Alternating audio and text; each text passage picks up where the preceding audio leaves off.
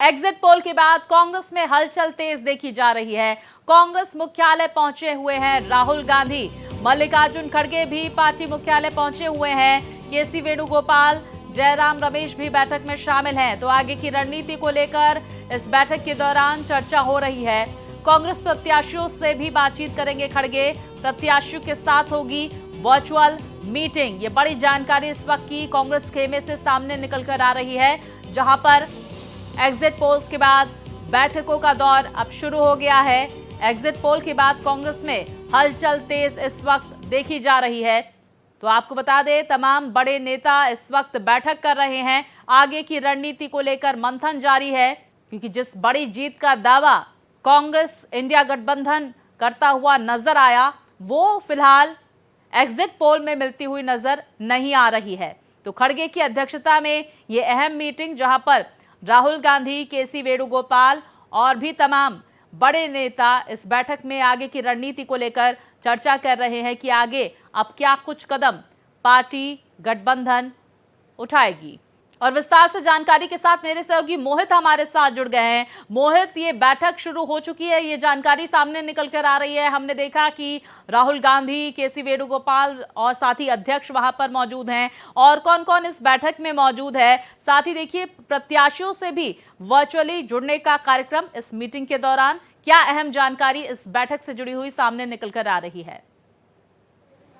देखिए, मैं आपको बताना चाहूंगा, इस मीटिंग को शुरू हुए लगभग 40 मिनट बीत चुके हैं और एक होती है पॉलिटिक्स, एक होती है प्रेशर पॉलिटिक्स। और प्रेशर पॉलिटिक्स वो है कि जिस किसी भी पॉलिटिक्स के तहत किसी भी आम आदमी, माफ कीजिएगा, कांग्रेस का कोई भी कार्यकर्ता किसी भी तरीके के प्रेशर में ना जाए, उन सभी तरीके के प्रेशर से बचने के लिए, किसी भी प्रकार की प्रेशर पॉलिटिक्स से बचने के लिए ये अहम मीटिंग बुलाई गई है। और मैं आपको बताऊं, एग्जिट पोल, जब कल एग्जिट पोल आए, टीवी चैनलों ने जब एग्जिट पोल दिखाने शुरू किए तो सभी ने एनडीए की सरकार बनती हुई दिखाई। उसके बाद कहीं ना कहीं कांग्रेस पार्टी अभी भी थोड़े से प्रेशर में है, उनके कार्यकर्ता थोड़े से प्रेशर में है, उनके ऊपर किसी भी प्रकार का प्रेशर हावी ना हो, इसके लिए कांग्रेस पार्टी ने, कांग्रेस आलाकमान ने ये अहम बैठक बुलाई है। आपको बताऊं, पूरे देश में 328 कांग्रेसी नेता जो उनके कार्यकर्ता हैं, अगर उनकी बात करें, उनको थोड़ी देर के लिए साइड रख देते हैं। 328 हम नेताओं की बात करते हैं, ताल ठोक रहे हैं, चुनावी मैदान में हैं।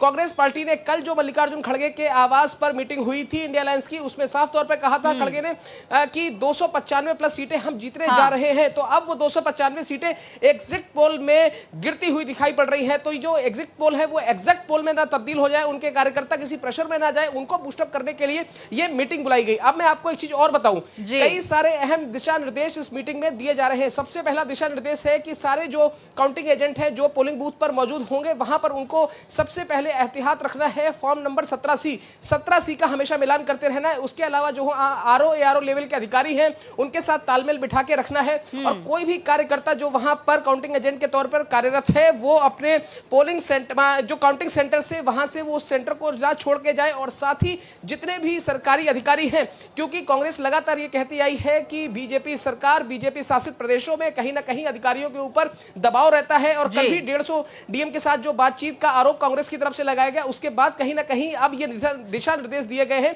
कि आप आरओ एआरओ और दूसरे सरकारी अधिकारियों पर आप नजर बना के रखिए। पल पल की जो भी एक भी रिपोर्ट है वो आपको ऊपर आला कमान को देनी पड़ेगी। इसके अलावा कांग्रेस के तमाम दिग्गज कार्यकर्ता, नेता, काउंटिंग एजेंट जो पुराने समय में, चाहे वो 1999 का वक्त हो, उससे पहले 2004 का वक्त हो, 14 का वक्त हो, उससे पहले का वक्त हो, 2009 का वक्त हो, उस समय में हम ये समझने की बात करेंगे, क्योंकि लगातार आप लोग ग्राउंड कवर करते हैं। कल भारत एक्सप्रेस की तरफ से ये एग्जिट पोल भी दिखाया गया, जहां पर एक बड़ी जीत जो है एनडीए को मिलती हुई नजर आई। और अब जो बहुमत का आंकड़ा है वो बीजेपी अपने दम पर पार करती हुई नजर आई। लेकिन मल्लिकार्जुन खड़गे, जिस बात का आप जिक्र कर रहे हैं, 295 प्लस सीटें जीतने का दावा कर रहे हैं। आखिर ये दावा क्यों कर रहे हैं, ये भी हम आपसे समझने की कोशिश करेंगे। क्योंकि अगर लोकसभा चुनाव के पहले जिस तरह से 5 राज्यों में विधानसभा चुनाव हुए थे, छत्तीसगढ़ में कांग्रेस की सरकार रिपीट होने का दावा किया जा रहा था, एग्जिट पोल ये आंकड़े दे रहे थे, लेकिन स्थिति एकदम इतर नजर आई, कांग्रेस वहां पर धराशायी हो गई। बाकी के कुछ राज्यों में भी कुछ इसी तरह की स्थिति देखने को मिली। फिर क्यों इतना कॉन्फिडेंस जो है मल्लिकार्जुन खड़गे के बयान में सामने निकल कर आ रहा है? देखिए, मैं आपको बताना चाहूंगा, मल्लिकार्जुन खड़गे ठीक उसी तरीके से उम्मीद लगाए बैठे हैं जैसे साल 2004 में हुआ था। साल 2004 में जब वाजपेयी जी की सरकार गई थी तो उस समय उससे ठीक पहले भी सारे चैनलों ने इस तरीके से दिखाया था कि साइनिंग इंडिया जबरदस्त तरीके से वापसी कर रहा है और एक बार फिर से 2004 में अटल बिहारी वाजपेयी की सरकार बन रही है। लेकिन कांग्रेस को उस समय उम्मीद थी, भरोसा था, विश्वास था और यही वजह थी कि सारे एग्जिट पोल धराशाही हो गए और साइनिंग इंडिया बुरी तरीके से फेल हुआ था। बीजेपी की उस समय एनडीए की सरकार गिर गई थी और कांग्रेस हुकूमत में आई थी। तो कांग्रेस को लग रहा है कि ठीक 2004 जैसी स्थिति होने वाली है। और आप देखिए, पिछले 10 सालों में बीजेपी ये कह रही है कि बहुत कुछ बदला है, हमने करोड़ों शौचालय दिए हैं, हमने आम आदमी को घर दिया है, हमने 5 किलो मुफ्त अनाज दिया है और हमने गरीबों के लिए आयुष्मान जैसी विशेष योजनाएं लेकर आए हैं जिसमें लोगों को लाभ मिला है, जिसका दायरा भी अब बढ़ाए जाने की बात है। तो यही वजह है कि प्रधानमंत्री नरेंद्र मोदी ये कह रहे हैं कि 2047 का हम विकसित भारत का संकल्प लेकर चल रहे हैं और ये संकल्प पूरा होगा। यही वजह है कि अब बीजेपी सारे एग्जिट पोल में आगे बढ़ते हुए दिखाई पड़ रही है, वहीं दूसरी तरफ कांग्रेस सारे एग्जिट पोल में पिछड़ती हुई नजर आ रही है। और सबसे बड़ा मैं जिक्र करना चाहूंगा, चाणक्य का जो सर्वे है उसमें तो 400 प्लस सीटें बीजेपी को दी जा रही हैं और यही वो सर्वे था। आपको याद होगा, चाणक्य ने जब 2014 में सर्वे किया था तो उस समय लोग बीजेपी को उस समय कांटे में नहीं मान रहे थे, कांटे की टक्कर देता हुआ नहीं मान रहे थे। लेकिन उस समय जो चाणक्य ने अपना सर्वे दिया था उसके बाद बीजेपी के जो एग्जैक्ट पोल आए थे वो बिल्कुल सही और सटीक साबित हुए थे। यही वजह है कि राजनीतिक हलचल बढ़ी हुई है। ये अहम मीटिंग बुलाई गई है, सभी कार्यकर्ताओं को निर्देश दिया जा रहा है कि आप अपने पुराने काउंटिंग बूथ में जो एजेंट रहे हैं उनसे थोड़ा सा सीखिए कि कैसे काउंटिंग होती है और कैसे आपको वहां पे नर्वस नहीं होना है, प्रेशर पॉलिटिक्स में बिल्कुल नहीं आना है। अधिकारी आपको थोड़ा सा अगर कंट्रोल करने की कोशिश करें, कई बार होता है ये काउंटिंग एजेंट ये शिकायत करते हैं कि अधिकारी उनके ऊपर दबाव डाल रहे हैं, तो इस तरीके की जहां कहीं भी प्रेशर पॉलिटिक्स हो आप तुरंत आला कमान को सूचित करें। और अक्सर ये होता है, ये चुनावी एजेंट जो होते हैं वो अक्सर और पॉलिटिकल पार्टीज हमेशा ये अक्सर आरोप लगाती, मैं फिर से आपको कह रहा हूं ये आरोप है और वो आरोप लगाते रहते हैं कि जहां 500-700-800 वोट का जब बिल्कुल देखिए मोहित, आरोप प्रत्यारोप का जो दौर है वो ईवीएम पर भी लगता है और इसी को लेकर मुझे लगता है 4 जून के लिए तैयारी यहां पर कांग्रेस पार्टी की तरफ से की जा रही है। हम ये भी आपसे समझने की कोशिश करेंगे मोहित, जिस तरह से हमने एग्जिट पोल दिखाया और लगातार हम इस बात का जिक्र इसलिए कर रहे हैं क्योंकि कुछ ऐसे राज्य हैं जहां पर कांग्रेस इंडिया गठबंधन मजबूत स्थिति में थी, लेकिन एक अच्छी जीत जो है यहां पर, एक अच्छी बढ़त जो है, चाहे पश्चिम बंगाल की बात हो, महाराष्ट्र की बात हो, ओडिशा की, इन तमाम राज्यों में बीजेपी बनाती हुई नजर आ रही है।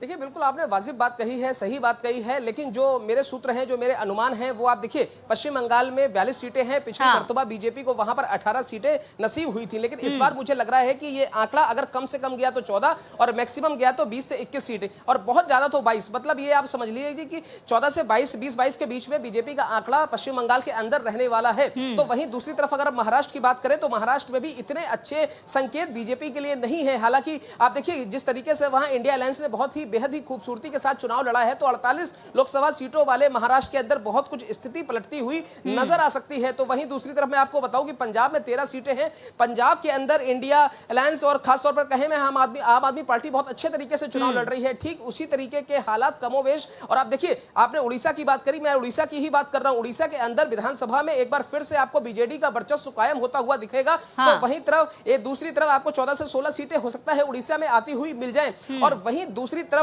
बीजेपी को जो बड़ा झटका लग रहा है वो तमिलनाडु के अंदर लग रहा है, वो केरला के अंदर लग रहा है, जहां पर साउथर्न जो स्टेट है वहां तगड़ा झटका लग रहा है। कर्नाटक के अंदर भी कमोवेश सूरत हाल उतने अच्छे नहीं है।